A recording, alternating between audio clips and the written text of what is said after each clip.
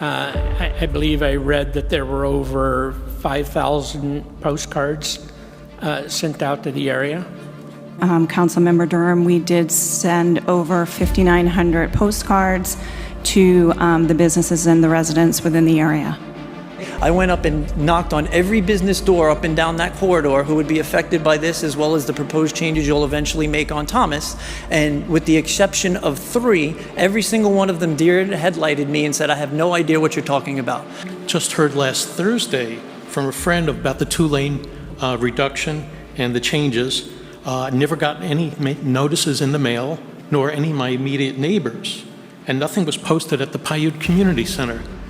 I went down to 68th Street and kind of cruised around, looked at it, talked to several people, and I didn't bump into one person that knew about this, and I really think that the community outreach was maybe lacking. The next question, I hate to ask this question because it's silly, frankly, but it's been suggested that the city intentionally withheld providing notices to businesses so that they wouldn't object.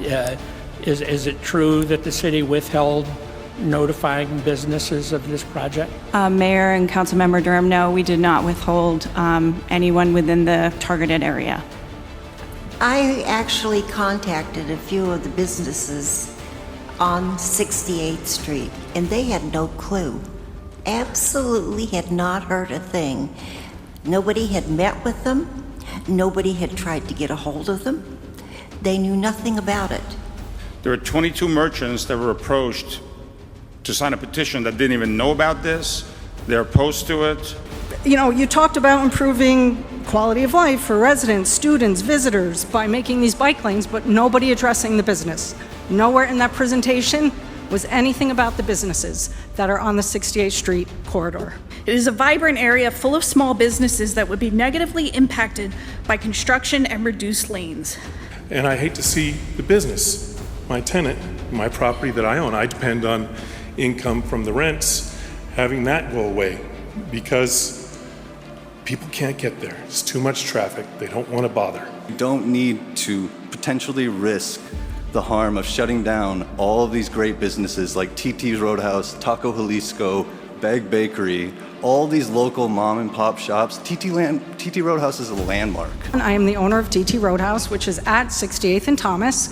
I'm super concerned about this project and the construction it will bring and the inability for folks to get to my business. I have a unique experience with this. I've emailed you all, so you're very familiar with our story, but we went through this similarly 22 years ago, almost to the day, where we had a business, it was thriving, the city did construction, and it forced all of the people away for a period of time, and it took some time for those people to come back, and it bled us out and put us out of business. Please, council members, do not be derelict in your duties. We must bring sanity back to City Hall. Scottsdale, which prides itself on being America's most livable city, will be impeding on the freedom of those on 68th Street.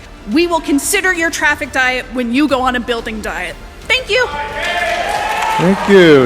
Next. Okay. I'll be looking for noisemakers, okay?